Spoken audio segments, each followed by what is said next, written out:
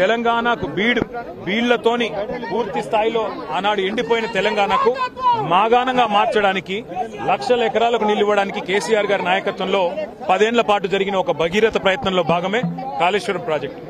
కాళేశ్వరం అంటే ఆషామాషి ప్రాజెక్టు కాదు, ఒక భగీరథ ప్రయత్నం. తెలంగాణలో కేవలం 4 ఏళ్ల కాలంలోనే మరి 45 లక్షల ఎకరాలకు నీళ్లు ఇచ్చే ఒక అద్భుతమైన ప్రాజెక్టు నిర్మాణం చేస్తే అందులో 100 అంకాలుంటే 100 కంపోనెంట్లుంటే ఒక్క బ్యారేజీలో 2 పిల్లర్లకు, అది కూడా ఈ కాంగ్రెస్ విధవులు చేసిన పని అనేది నాకు ఈ రోజు కూడా బలమైన నమ్మకం. మరి ఇవాళ భూకంపం 7+ భూకంపం వచ్చినా అక్కడ తట్టుకొని నిలబడ్డది మేడిగడ్డ. అట్లాంటి మేడిగడ్డను, అట్లాంటి కాళేశ్వరాన్ని చిల్లర రాజకీయాల కోసం రైతుల ప్రయోజనాలు పక్కకు పెట్టి, రాష్ట్ర ప్రయోజనాలు పక్కకు పెట్టి, రాజకీయ ప్రయోజనాలే ముఖ్యంగా కాంగ్రెస్ బీజేపీ ఆడుతున్న చిల్లర నాటకానికి తెరదించే రోజు ఈ రోజే కాబోతున్నది. కేసీఆర్ గారు అన్ని కూడా స్పష్టంగా కమిషన్ ముందు ఏ రకంగా ఈ నిర్ణయాలు జరిగినాయనేది ప్రజాస్వామ్యబద్దంగా చెప్తారు. ఆ తర్వాత తప్పకుండా మాకు విశ్వాసం ఉంది, ప్రజాక్షేత్రంలో గాని న్యాయస్థానాల్లో గాని తప్పకుండా ధర్మం న్యాయమే గెలుస్తుంది. రాజకీయం కాకపోతే ఏముందండి? 420 హామీలు ఇచ్చిన ఒక చిల్లర పార్టీ, ఒక చిల్లర ముఖ్యమంత్రి, గవర్నమెంట్ నడపచాతగాక ఆఖరికి ముఖ్యమంత్రి గారు పోర్ట్ఫోలియోలు ఇచ్చుదామంటే కూడా ఆయనకు పర్మిషన్ లేదు. ఢిల్లీకి పోయి కూర్చొని పోర్ట్ఫోలియోలు పంచుకునే దౌర్భాగ్య పరిస్థితుల్లో ఇంతకంటే ఎక్కువ తెలివితేటలు ఉంటాయని నేను అనుకోను. కాళేశ్వరమే కాదు, ఇంకా ఎన్ని కుట్రలు చేసినా, ఎన్ని కేసులు పెట్టినా, ఎన్ని కథలు పడ్డా ముఖ్యమంత్రి గారికి నేను ఒకటే గుర్తు చేస్తా ఉన్నా, నీ 420 హామీలు, నీ 6 గ్యారంటీల నుంచి ప్రజల దృష్టిని మరల్చాలని ప్రయత్నం చేసినా మల్ల నీయం ప్రజల తరపున అడుగుతూనే ఉంటాం.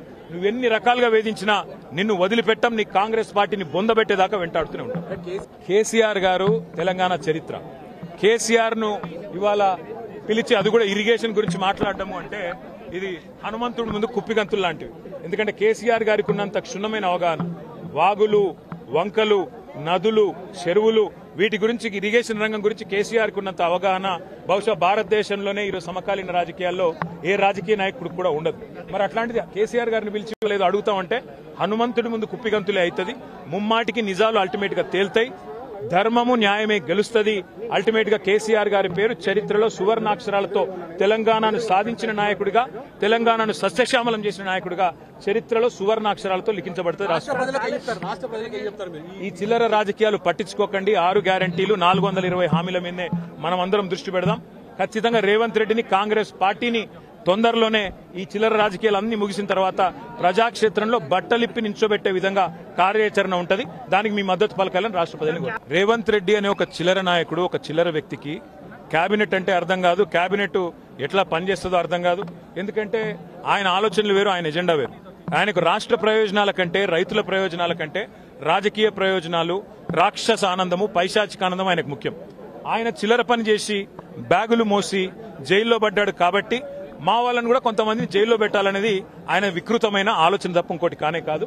నేను చెప్పేదల్లా ఒకటే, అబద్దం నిజం నిలకడ మీద తెలుస్తుంది. నిజం కడప దాటే లోపల అబద్దం అంగిలాగేసుకుని ఊరంతా తిరిగి వస్తుంది అన్నట్టు కొన్ని రోజులు కాళేశ్వరం అని, కొన్ని రోజులు ఫోన్ ట్యాపింగ్ అని, కొన్ని రోజులు ఫార్ములా అని ఏదైతే డ్రామాలు రేవంత్ రెడ్డి ఆడుతా ఉన్నాడో, ఆయన ప్రభుత్వం ఆడుతా ఉందో, ఇవన్నీ కూడా కేవలం ప్రజల దృష్టి మరల్చడానికి చేస్తున్న చిల్లర ప్రయత్నం. 420 హామీలు, 6 గ్యారంటీలు అమలు చేయలేని ముఖ్యమంత్రి, చివరికి మంత్రివర్గ విస్తరణ చేయలేని ముఖ్యమంత్రి, చివరికి మంత్రివర్గ విస్తరణ చేసిన పోర్ట్ఫోలియోలు కూడా కేటాయించుకోలేని ఒక అసమర్థ ఫెయిల్యూర్ చీఫ్ మినిస్టర్. ఆయన ఫెయిలియర్ ని కప్పిపుచ్చుకోవడానికి చిల్లర ప్రయత్నాలు చేస్తున్నాడు, అంతకంటే మించి చేసేదేం లేదు. కేసీఆర్ గారితో ఇరిగేషన్ గురించి మాట్లాడడం అంటే హనుమంతుడి ముందు కుప్పిగంతులాగా ఉంటుంది. ఎందుకంటే కేసీఆర్ గారికి సమకాలీన రాజకీయాల్లో భారతదేశంలో ఆయనకున్నంత క్షుణ్ణమైన అవగాహన, నదులు, వాగులు, వంకలు, చెరువులు ఏం చేయొచ్చు అనేది, ఏం చేసి చూపెట్టిందో కూడా కేసీఆర్ నాయకత్వం తెలంగాణ ప్రజల ముందే ఉంది. బ్రహ్మాండంగా తెలంగాణను 1 కోటి ఎకరాల మాగాణం చేసి, వరిధాన్యం ఉత్పత్తిలో పంజాబ్ను, హర్యానాను దాటిపోయి తెలంగాణ అనే కరువు పాలిత ప్రాంతాన్ని ఇవాళ భారతదేశంలో అగ్రభాగాన్ని నిలబెట్టినందుకు కేసీఆర్ గారికి నోటీసులు ఇస్తారా? లేదా ప్రపంచంలోనే అతిపెద్ద లిఫ్ట్ ఇరిగేషన్ ప్రాజెక్టును 4 ఏళ్లలో ప్రజాస్వామ్య భారతదేశంలో కట్టినందుకు మీరు నోటీసులు ఇస్తారా?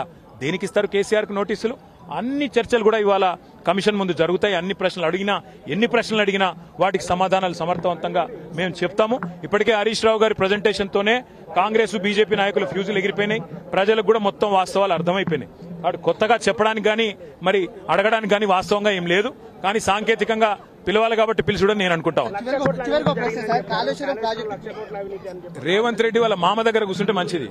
పిల్లనిచ్చిన మామ దగ్గర రేవంత్ రెడ్డి 5 నిమిషాలు కూర్చొని బుద్ధి జ్ఞానం తెచ్చుకుంటే మంచిది. సూదిని పద్మారెడ్డి గారు, గీత గారి తండ్రి వారు చెప్పినారు 94,000 కోట్ల ఖర్చైన ప్రాజెక్టులో 1,00,000 కోట్ల అవినీతి అనేది ఒక తెలివి తక్కువ అంటాడన్నాడు. మరి ఆ తెలివి తక్కువ ఆయన అల్లుడు. మా కర్మగాలి ఆ తెలివి తక్కువ ఇలా ఈ రాష్ట్రానికి ముఖ్యమంత్రి.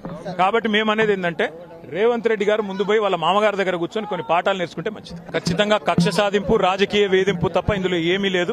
నిజం నిలకడ మీద తేలుతుంది. ముమ్మాటికి అల్టిమేట్ గా ప్రజాక్షేత్రంలో, న్యాయస్థానాల్లో ఎక్కడెక్కడైతే ఇవాళ ఈ విచారణను, ఈ వేధింపులను ప్రజలు గమనిస్తున్నారో 1 కోటి ఎకరాల మాగాణం చేసి పంజాబ్ ను, హర్యానాను దాటే విధంగా తెలంగాణలో వ్యవసాయ ఉత్పత్తి పెంచిన కేసీఆర్ గారి మీద వేధింపుకు పాల్పడితే తప్పకుండా ప్రజాక్షేత్రంలో ప్రజలే బుద్ధి చెప్తారు. ఏడాదిన్నర కాలంగా ఒక ప్రాజెక్టు డిపిఆర్ గానీ, కనీసం శంకుస్థాపన గానీ, ఒక ఇటుక పెట్టి కట్టిన దాఖలాలు లేవు. ఎట్లా చూస్తారు కాంగ్రెస్ పార్టీ? ఎట్లా చూసేదేముంది, ఇటు కూలగొట్టడానికి వచ్చింది తప్ప కట్టనికి రాలేదు. ఈ పేదల ఇండ్లు కూలగొట్టడం, ఇట్లాంటి ప్రాజెక్టులు కూలగొట్టడం, విధ్వంసకరమైన ఆలోచనలు, రాజకీయ వేధింపులు, కక్ష సాధింపు తప్ప ఈ సన్నాసికి ఏమి చేత కాదని అర్థమవుతా ఉంది. అందులో అర్థం కాకపోవడానికి 100 జన్మలెత్తినా రేవంత్ రెడ్డి అనే చిల్లరగానికి కేసీఆర్ గొప్పతనం అర్థం కాదు. రేవంత్ రెడ్డి గురువు, ఆయన జేజమ్మతోనే కొట్లాడినోడు కేసీఆర్. ఆ జేజమ్మని ఇక్కడి నుంచి తరిమేసినోడే కేసీఆర్. కాబట్టి రేవంత్ రెడ్డి అనే చిల్లరగాడు ఏం మాట్లాడినా, ఆయన చిల్లర ప్రభుత్వం ఏం చేసినా కేసీఆర్ ఎంటిక కూడా పీకలేరు.